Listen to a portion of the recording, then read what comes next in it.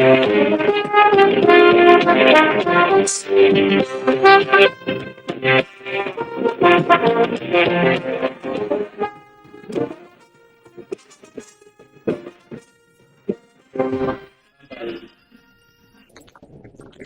of votes to the highest bidder rather than interrogating and engaging politicians on how best they intend to fix Nigeria's numerous challenges, observers say is a very dangerous trend that must be discouraged as the nation gets closer to the 2023 general elections. Today on Panorama from Botaka Network Center, we shall be taking a look at vote buying and selling of financial inducement, its implication on the nation's democratic process. I am Diva Barry Sidoma Weke. Welcome.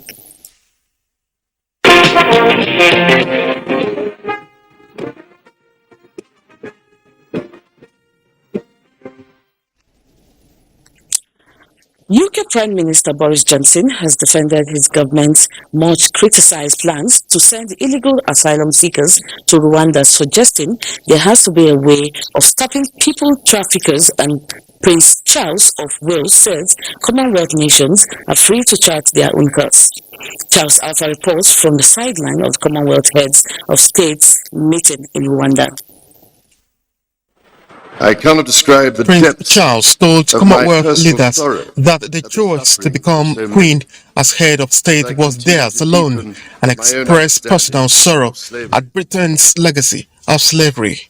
The British heir to the throne addressed the opening of a Commonwealth leaders of government meeting in Rwanda as the host nation faced security over its rights record and a much criticized migrant deal with the UK. As challenging as that conversation can be, people across Canada are approaching it with courage and unwavering commitment, determined to lay a foundation of respect and understanding upon which a better future can be built. Charles earlier on Friday met British Prime Minister Boris Johnson, who has been defending his controversial deal to expel migrants from the UK thousands of miles away to Rwanda.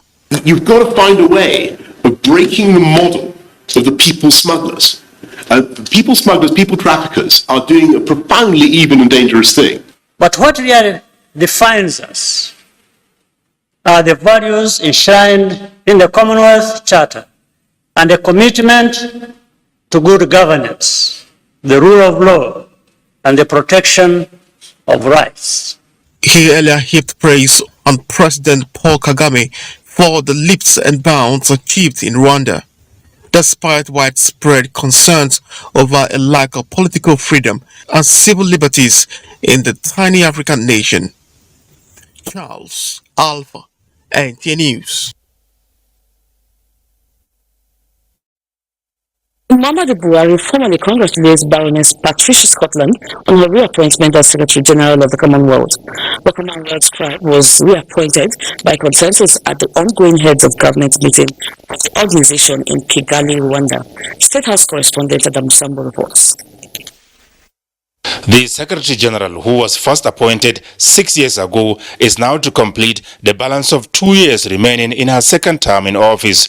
During the period, Baroness Scotland is believed to have laid the foundation of transformational change. And I am determined that when the role of Secretary General rotates to Africa 2 years from now, I will hand on the baton with a stronger, more effective, more powerful Commonwealth than ever before. I have an unshakable belief that we can take our Commonwealth to new heights, to hold our values ever closer, and to set an example for the whole world.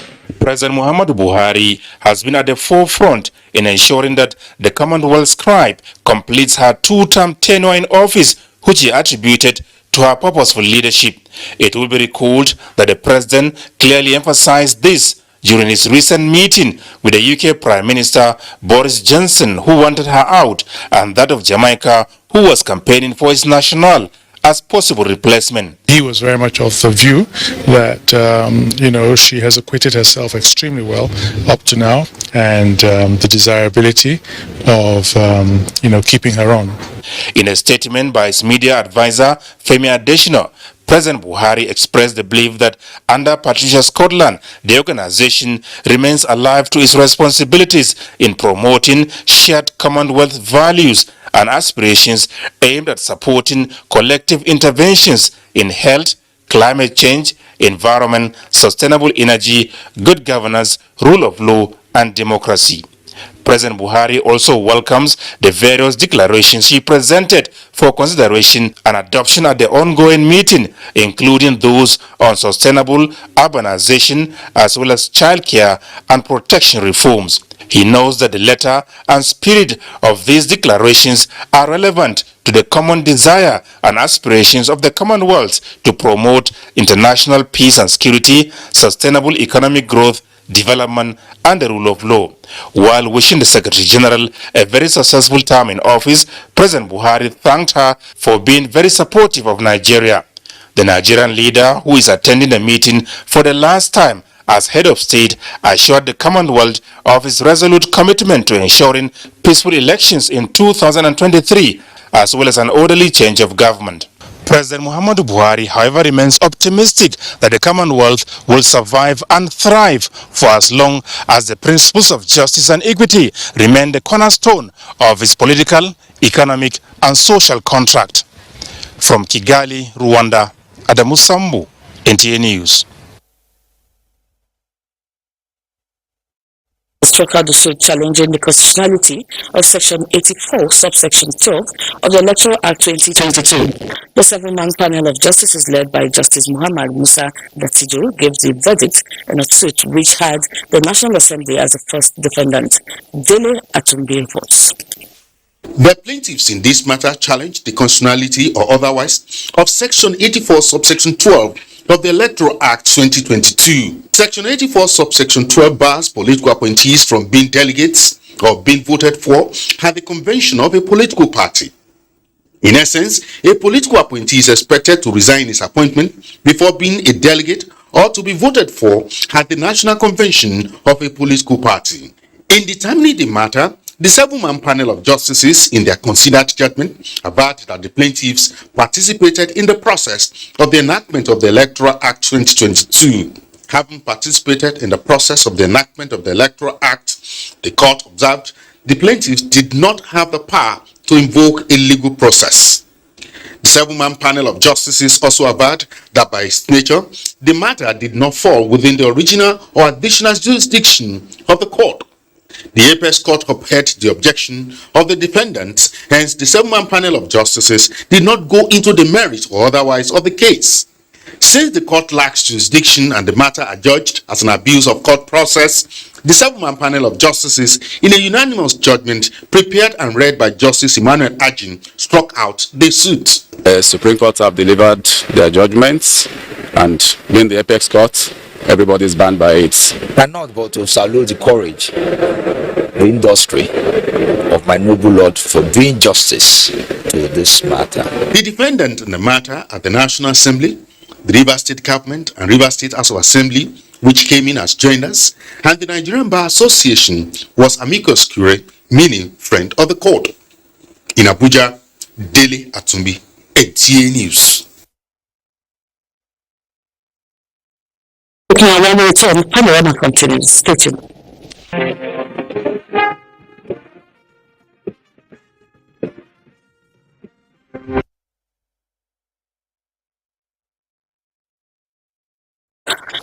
There is enthusiasm among youths as the nation prepares for 2023 general elections, especially among those that will be eligible to vote for the first time. KCR Major reports that many are defying the odds to ensure they get their PVCs ready for the exercise. Notwithstanding the 60 days extension and decentralization of the PVC registration centers, the interest to get the PVC is traceable to the sweeping impact of the social media for active participation of youths in the electoral process. I came here with determination to see that I am able to get my voter's card today. So I have just defied the difficulties here. Divine favor is one among many young Nigerians who would be voting for the first time He, like others, want to make a statement with their PVC on the leadership recruitment exercise come 2023 general election. I believe like my votes count, so we have to do something to push it to the next level. Whatever we are doing now, we decide how tomorrow. So that's what motivated me to get the PVC. So I will really be disappointed if at the end of the day I'm unable to achieve the voters card that I wanted to get, because I really want to vote. Since my life, I've sworn not to get the PVC. I've sworn not to vote. But this time around, I'm so convinced in my spirit to vote. Key concern to some is the need to intensify voter education for a better understanding of the rights and obligations of the voters in the coming election. This country can still be put in place if only we can come out and vote. If only people will go and get their PVC and vote the right person. Not only voting the right person. The sustenance of Nigeria's democracy, such that will be beneficial to citizens, to some observers, require dealing with vote buying, voter apathy, and building a culture of patriotism among the electorate to think national development first above pecuniary gains.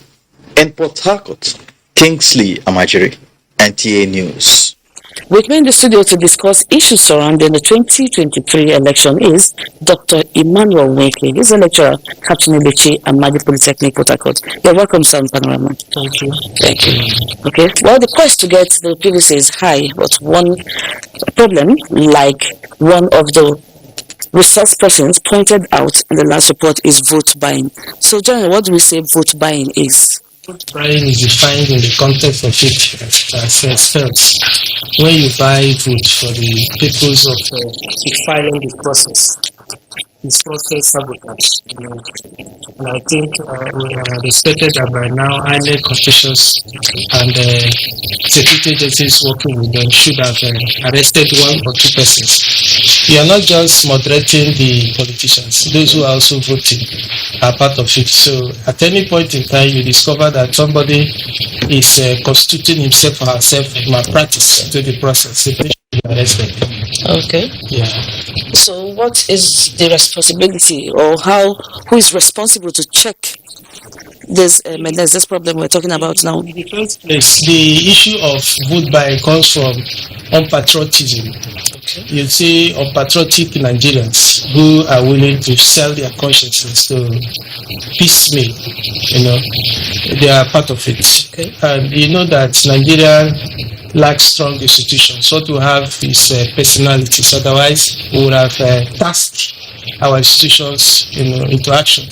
But we can't see much of that because of the way Nigeria runs. Okay. You also understand that the vote buying thing is the economic situation created by politicians. They synthetically created poverty in the land and they are harvesting it.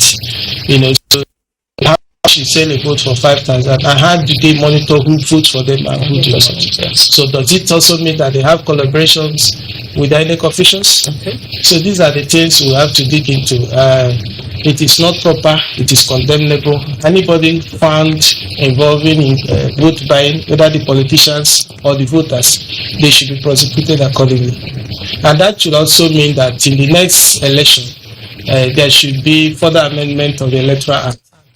We're experimenting a near electronic system. So in the next one, it should be full-blown, so that you don't have to declare a day off. People don't go out. Anybody can vote from any point. You now have what you call a point of voting machines instead of polling unit. Anybody, the PVC should be automated. It should be chip enabled. So who can do it?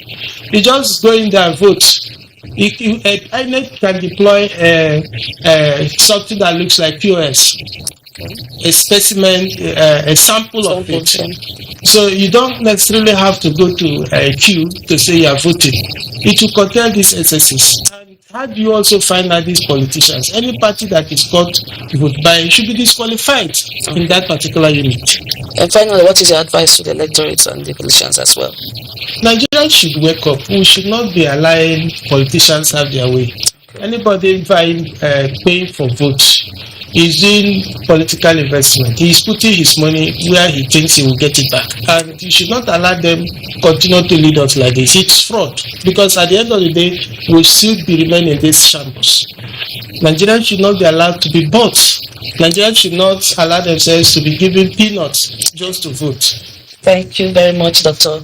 Emmanuel Wenke, for coming on the program. Thank you for sharing your thoughts with us today. Thank you. Nigeria Customs Service Kebbi Area Command has sustained the pressure on illegal importation and exportation of contrabands, with the latest being the interception of 50 million naira worth of sacks of donkey skin at Bagudu local government area, about to be smuggled out. Ibrahim Dan Hamidu reports. Second time in less than a year, Customs credible intelligence about smuggling activities around Bahidi at Dogonrimi waterside in Bagudo local government area, Kebbi State, led the command's rapid response team to secure the perimeter of the suspected area and seize the contraband of donkey skin. This is a skin for one. We have 94 jumbo sacks here. Each of the sacks, that's one sack, contains 30 pieces of this. Controller Joseph Atta expressed concern over the level of poaching in the state, resulting in the slaughter of 2,820 donkeys, is unacceptable. The item is conservatively valued at 48,130,642 naira. The controller said Kebbi Area Command is determined to nip smuggling in the bud with the support of the people of Kebbi State. In Birnin Kebbi, Brian Ahamidu, NTA. Security and Civil Defense Corps, in its onslaught against illegal oil bunkers, has arrested 11 suspected oil thieves in River State.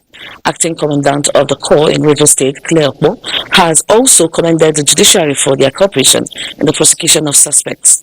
Robinson Deltide has the details.